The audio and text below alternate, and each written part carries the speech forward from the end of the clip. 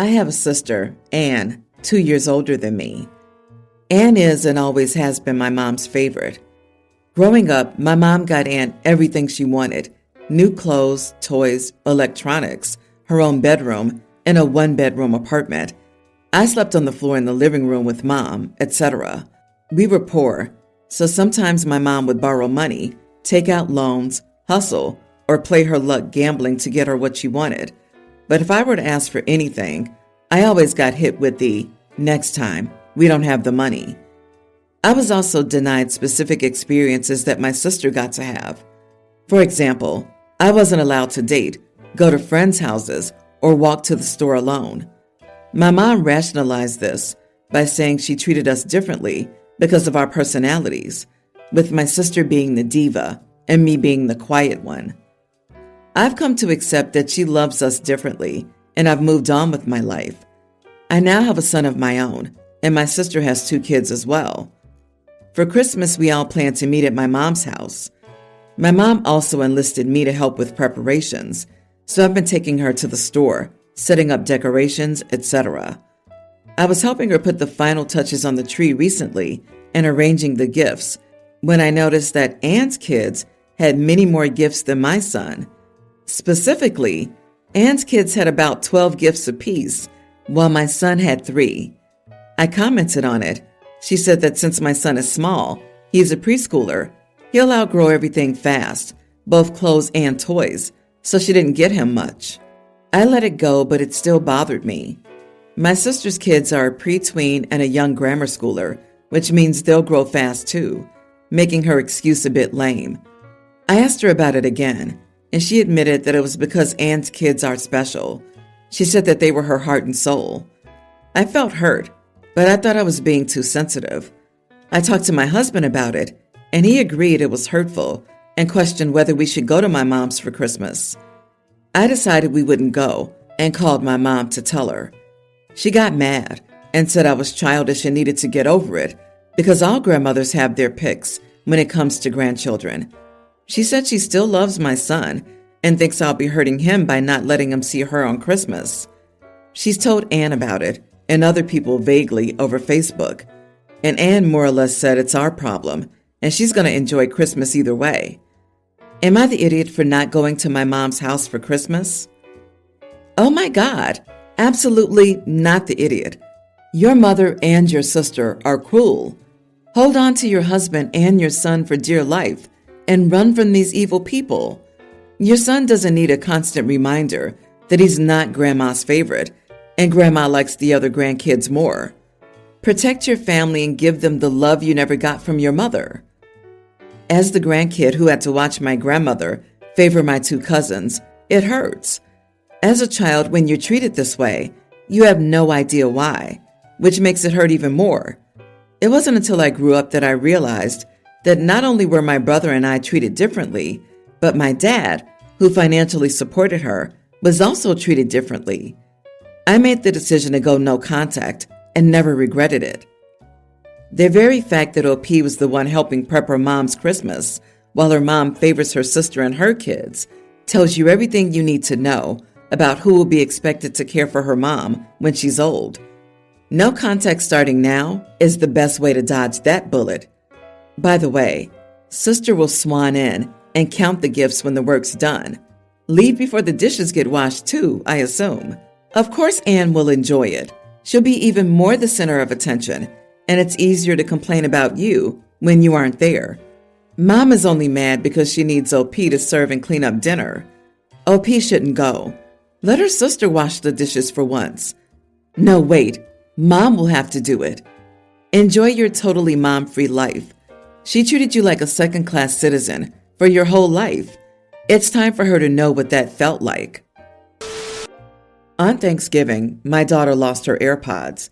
We did find the AirPods and they were at my sister's house in my nephew Adam's, young teen, bedroom.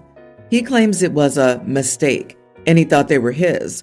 But when we got them back, the AirPods were still in the pink donut carrying clip that my daughter uses. Adam has made a lot of mistakes over the years, from taking gaming controllers, AirPods, and toys that he randomly finds. This has been an ongoing issue, And I think at his age, it's time for Adam to stop making these mistakes. I told my sister and Adam that he wasn't welcome at my home for Christmas because he had made a mistake and stolen other people's things. I don't think I'm being mean, but I'm sick of this little thief who has no consequences, and I don't want him in my home anymore. Because of this, my mom is hosting Christmas because I don't want to. I made it clear to my family why. I think it's past time we addressed Adam's issue. My mother and sister think I'm going about this the wrong way, and I'm too mean to Adam over a little mistake. But I'm honestly just sick of being around him. I had to tell my kids not to take any expensive or new gifts they like to Grandma's. I've also told them to stop sharing with Adam, and any gifts we unwrap at Grandma's go straight to the car to be locked up. The situation makes me angry because now I feel like I have to punish my kids for Adam's behavior, and they can't play with their things on Christmas and have to be vigilant because their cousin steals. And no one but me seems to give two craps about how wrong that is. Adam has had a lot of mistakes over the years, from taking gaming controllers, AirPods, and toys that he randomly finds. What darn mistakes? Well, you can start correcting things by not using language that hides the truth of the matter. When your sister makes another mistake, say Adam steals things. Call a spade, and don't feel bad about it. If your mother, sister, or Adam have problems with that, then tell them to look at themselves, their words, their actions, and their character. You are not the idiot. I disagree. If you tell a child they're a thief, they'll believe you and make it part of their identity. You have to word it until Adam learns to stop stealing, or Adam has been stealing without consequence. Make it about the behavior. If no one addresses his sticky fingers, there are no consequences to his kleptomania, and you, OP, don't have any mandate to do anything about it. You're entitled to ban him from your home. Educate your kids on how to protect their belongings from him and warn them about him by name. He's a bad influence, and you don't want your home and your kids to be hurt by him, or worse, pick up those behaviors for themselves. They learn by example that being a bad apple has no shame or consequences. It's not even kleptomania. Kleptos are preoccupied with stealing things that have little to no value. Nephew is just a thief, plain and simple. I had a thief niece. She would steal anything that wasn't attached. It made family gatherings uncomfortable. Sadly, we found out too late she had a serious drug problem. She stole everything she could to fund the habit she created. She left behind 2 teenage daughters who are now being raised by her ex-girlfriend and her new wife. Geez, it sounds like daytime television, but don't let this kiddo learn that if he says it was an accident, he gets away with it. He will end up in a lot of trouble one day because of his sticky fingers. I, 24 female, recently moved to the city in which most of my paternal family lives. I grew up in another city and went to college on a different coast. I wasn't close with them, spending only 6 Christmases with them growing up. I visited everyone in person once when I moved, so they knew I was living in the same city. I'm a pretty good cook and baker, so when I was invited to a potluck family party at my grandparents', I brought chicken stew, which received a lot of praise. One of my aunts asked if I also baked, and I said yes, showing them a few pics of my baked goods. My cousin Lisa, 30 female, then invited me to her little girl gathering, telling me it was a drink and dessert party and that the theme was chocolate. I made a beautiful white chocolate cake for the party. It wasn't big, as Lisa told me there would be 10 people attending, but because it was small, I could make it a little fancy with silver and white winter decorations. Everyone exclaimed how beautiful the cake was, and when Lisa put it on the table, it stood out, as the rest were different shades of chocolate brown. My cake was praised. The food and drink were delicious. I hung out with my cousins and met Lisa's friends and her husband's family. I thought everyone was nice. Later, Lisa called me, not exactly complaining, but telling me next time I should have kept to the party's theme. I told her I did, as white chocolate is chocolate. Lisa said that her husband's sister and a couple of nieces thought it was inappropriate for me to bring a dish that stood out so much, completely ignoring the party theme. They felt all everyone talked about was my cake. They asked Lisa to tell me to tone it down, or don't invite them and me to the same party because they can't stand someone so attention-seeking. Personally, I don't think I did anything wrong, but this is a group of 3 people thinking the same thing. So, am I the idiot? Not the idiot. She should have said that if Lisa wanted a chocolate party where everything was brown. If she wanted a chocolate party without white chocolate, she should have said that. Absent other instructions, you honored the theme. I'm sensing that Lisa's just jealous of your baking and cooking skills. FYI for the future, and I'm sure you know this, but white chocolate contains no cocoa or cacao solids, and sometimes not even cocoa butter, so it is debatable whether it's chocolate at all. Also, many people who like chocolate explicitly do not like white chocolate. I suspect even if you had asked Lisa her opinion on white chocolate, she would have still found a reason to be unhappy. I completely agree that she would have found a reason to be unhappy regardless. This sounds like a witch eating crackers complaint by Lisa and Company. Ignore and stop letting them have your delicious cake in the future. She wasn't upset that the cake was white. She was upset the cake was better than hers. Lisa's jealous, plain and simple. I guarantee no one said those things to her. No one. She's lying to you because everyone loved your beautiful cake. I love that you did something different. Our daughter, Kayla, nearly adult, has been asking for a laptop for a while. Money's been tight, so my wife and I saved up to get it for her for Christmas. I couldn't wait to give it to her. The other day, I came home from work and found Kayla upset, my wife in a mood, and our son, Martin, teen, looking pleased. I asked my wife in private what was going on. She started venting to me that Kayla is an ungrateful brat. We should return her gift, etc. She then explained that she and our son decided to pull a small prank on our daughter. Martin told Kayla that my wife had said to him that instead of the laptop, Kayla was getting the amount it cost in gift cards to various stores, clothing, food, etc.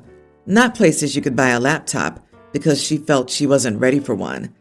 Kayla got very upset and asked my wife if this was true. My wife said yes and added, maybe next year. Kayla got upset and said this wasn't fair. She only asked for one thing. Clearly money wasn't an issue. My wife admits she started laughing, which made Kayla even more upset, and she told my wife she was a jerk. My wife feels how Kayla reacted to the prank showed her true colors. And what if we couldn't afford it? I pointed out that we had told Kayla in the past that we couldn't afford it, and she took it well. It seems that the issue was knowing that we had the money and could have bought it but allegedly didn't. I asked her what she expected to come from this little prank and called her childish for roping Martin into it. I said I'm not returning the laptop.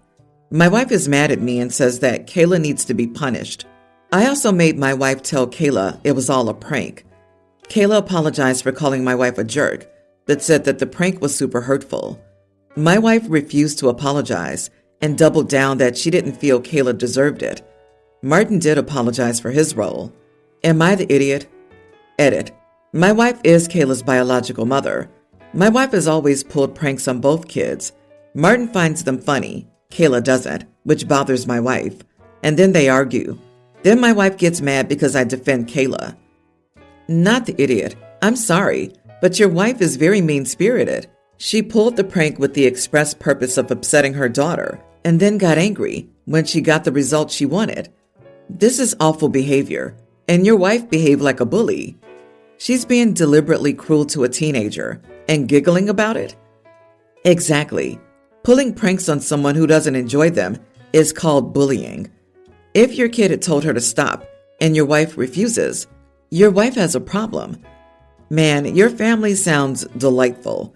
How wonderful it must be to be married to such a mean-spirited woman and have raised an equally unkind son. I'm sure you must beam with pride. Your wife is a mean girl to her daughter. Kayla's old enough to start going no contact with her mother in a few months, too. Your wife fully set Kayla up. She didn't play a prank on her.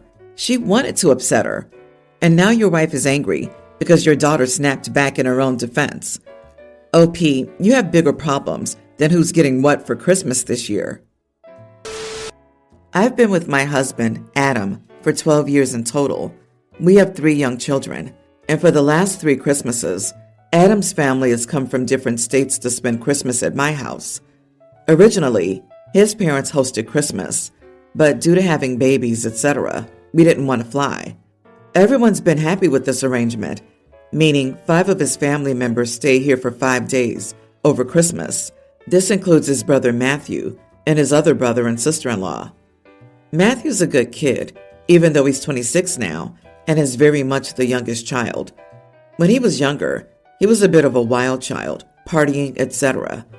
The family was happy when he seemed to get into a serious relationship with Alice last year. I have no issue with Alice. I invited everyone to Christmas in June. I did not invite Alice. I assumed she'd be seeing her family. I got a message a couple of weeks ago from my mother-in-law about Christmas, and she mentioned Alice wanting to make a dish. I replied back, stating I didn't know Alice was coming, and she wasn't invited. This caused a load of text messages and phone calls. I eventually left this until Adam was around to deal with it. Adam thinks Alice should come. However, there's no room in the house. Matthew usually sleeps in the office, and this would not fit a double bed. In addition, while I like Alice, I don't want people who may not know my children in 10 years here on Christmas Day. Adam and I have majorly fallen out about it, so he went back and said there was no room in the house, but Matthew and Alice were welcome to get an Airbnb or a hotel and come round on Christmas Day. At this point, Matthew just said he wasn't coming if they weren't welcome. This has now caused my mother-in-law to state that she just might host a small Christmas at home. Adam's other brother and sister-in-law are clearly debating this option. Adam now wants to go back to Matthew and say it's no issue if they sleep in the snug. Again, I don't like this setup, as my kids use that room as a living room and playroom, and it's their Christmas. Adam and I argued this morning, and he went out hours ago and has just texted to say he'll be back this evening. He needs to cool off, and I need to consider how selfish I'm being. So am I the idiot? You are the idiot. You're making a huge deal out of something that should be a non-issue. Couldn't you suck it up for the holiday to keep the peace and be inclusive? Holidays are about togetherness. If they're okay with sleeping in the office together, God bless them. Why do you care about your kids spending a holiday with someone who may not be there in 10 years? That's a ridiculous notion. You're being unkind, selfish, and exclusive. If I were Matthew and Alice, I wouldn't be comfortable coming to your house at this point. Can't blame the rest of the family for making other arrangements. Totally agree, and the whole may not be around in 10 years is crap. I mean, has OP never heard of divorce? The other brother's wife could be out of the picture next year. Holidays are inclusive. Alice has been around for a year. Better get used to the fact that the younger partying brother has settled down and has an SO, not a one-night stand. OP, you have no one to blame for the ruined Christmas but yourself. Maybe it'll be just your nuclear family this year if everyone goes to mother-in-law's. And don't be surprised if your husband also goes. Talk about blowing up a family for no reason. You were once the girlfriend too, and how do you think you get welcomed into the family if no one was willing to make space for you?